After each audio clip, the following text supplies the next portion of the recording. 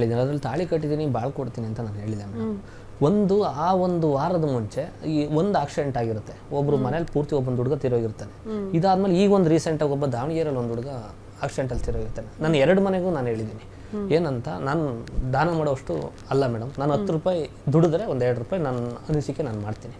ಅದ್ರಲ್ಲಿ ನಾನು ಆಶ್ವಾಸನೆ ಕೊಟ್ಟಿರ್ತೀನಿ.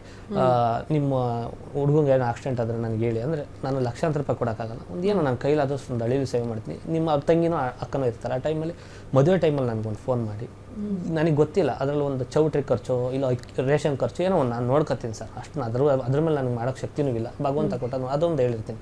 ಆ ಟೈಮಲ್ಲಿ ಆ ಮನೆಗೆ ಹೋಗಿದ್ದಾಗ ಅವ್ರು ಹೇಳಿದ್ದು ಒಂದು, ಊರಿಗೆಲ್ಲ ದಾನ ಮಾಡ್ತೀಯಾ, ಊರಿಗೆಲ್ಲ ನಾನು ಉಪಕಾರ ಏನೋ ಥರ ದೊಡ್ಡ ಬಿಲ್ಡಪ್ ತಗೊಂತೀಯ, ಜೊತೆಲಿ ತಂದೆ ತಾಯಿ ಇಲ್ದಳು ಒಂದಷ್ಟು 7-8 ವರ್ಷ ಫ್ರೆಂಡ್ಶಿಪ್ಪಲ್ಲಿ ಜೊತೆಲಿದ್ದೀವಿ, ನನಗೆ ಒಂದು ದಿವಸ ನನಗೆ ಹೆಲ್ಪ್ ಮಾಡ್ತೀನಿ ಅದು ಮಾಡ್ತೀನಿ ಅಂತ ಒಂದು ದಿವ್ಸಲೂ ಹೇಳಿಲ್ಲ ಅಂತ.